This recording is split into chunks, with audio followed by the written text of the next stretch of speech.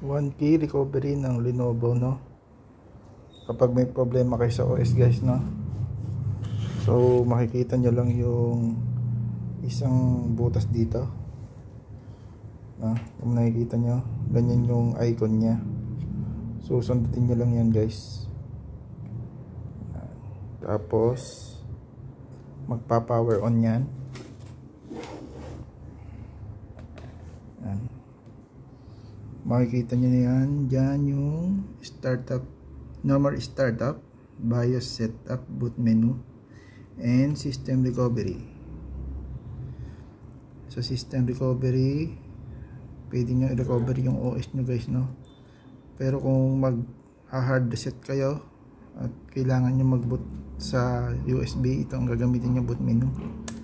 Yan, makikita nyo yung mga boot devices dyan, guys, no?